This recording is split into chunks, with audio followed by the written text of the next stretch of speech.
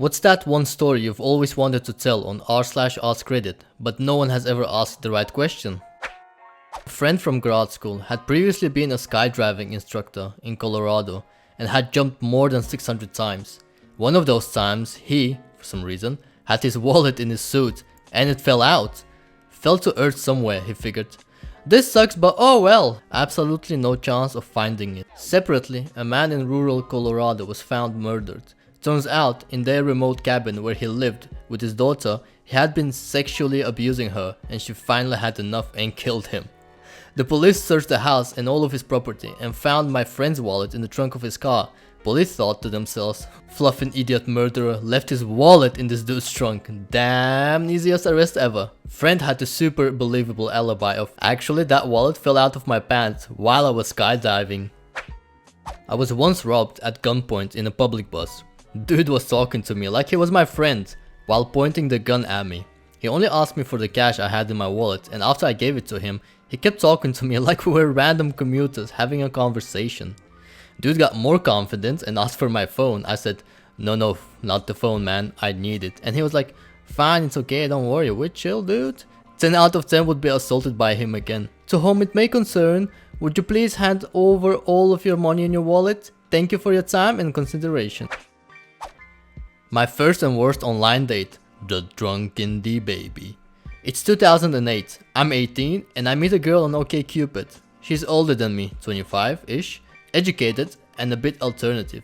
We agreed to meet at a London pub for lunch at 1 in the afternoon, which is quite a journey for me, but I make it anyway. So she turns up a bit late with a baby in a baby carriage. I had no idea she had a kid before this, but I didn't have a problem with it. She doesn't address that I didn't know about her kid, but she says she couldn't find babysitting. Cool, no problem. We both go up and order a drink separately and hang out and chat. We've been there for about 2 hours and she's gone up to the bar a whole bunch of times, mostly coming back with coffees and occasional Coca-Cola. But then, quite suddenly, she falls forward onto the table and catches herself with her elbows and takes a big sigh and says, "Oh man, I didn't mean to get so drunk." What?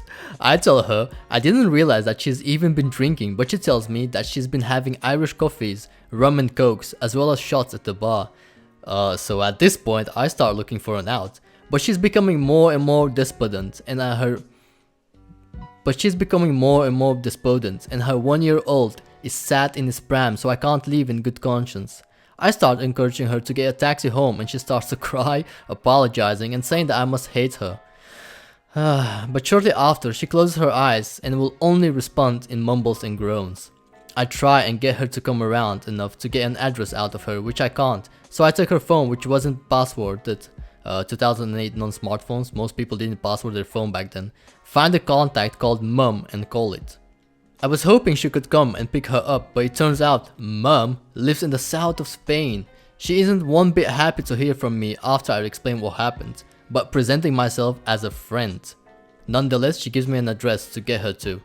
I ask the bar to call me a taxi, which they do, and one of the bar staff takes pity on me and help me get the woman, the baby and the stroller into the cab.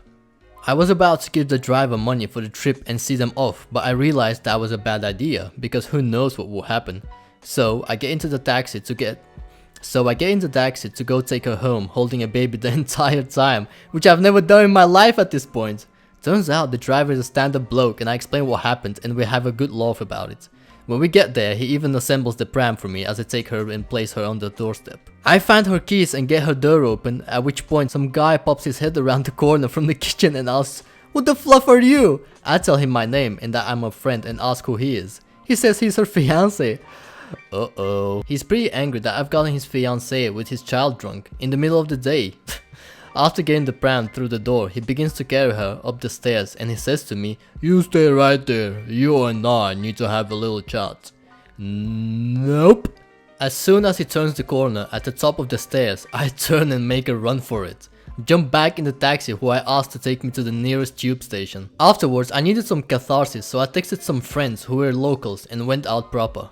And the kicker? On the train home that night, I get a text message from her. Had a lovely time. Can't wait to see you again. I block her number and never hear from her again. Too long didn't read, went on a date. Date turns up with a child and gets drunk without my knowledge. I drag her back to hers to make sure she's safe, only to find she also has a fiance who is less than pleased to see me. Okay, so I was never a sporty kid in school. I come from the country parts of Ireland, where everyone has thick accents, drinks Guinness, and most importantly, everyone loves football. Of course, I was an antisocial fluff who never went outside, so I never learned how to play, nor I wanted to. So one day in primary school, the teachers made us all play football. Since I didn't know how to play, I decided to just stand awkwardly near the goal and admire the scenery for the whole game. At one point, I became so absorbed in doing absolutely nothing that I pretty much blocked out the sound of everyone else's voices. So I had no idea how the game was going. Towards the end of the game, I was getting rather tired and I was basically half asleep when suddenly fluffing incredible pain hits my back. I fall over and I literally have no idea what just happened when suddenly some of the kids on my team went over to me and started cheering and saying, "Yeah, Egg, good job!" I just kind of stood there for a moment before realizing what just had happened. Apparently, I had just accidentally blocked the opposition's winning goal by just standing there and doing absolutely nothing. If you want to accomplish your dreams and be praised, all you have to do is absolutely nothing. I like to walk quickly, but one day I encountered someone ahead of me whose walking pace matched mine, possibly even beat it. So I went faster. I strained my ankles, my arms began to swing wildly, but I did it. I eventually overtook her. To assert my walking speed dominance in the most futile way possible, I didn't duck or avoid any of the low-hanging branches that were ahead of me.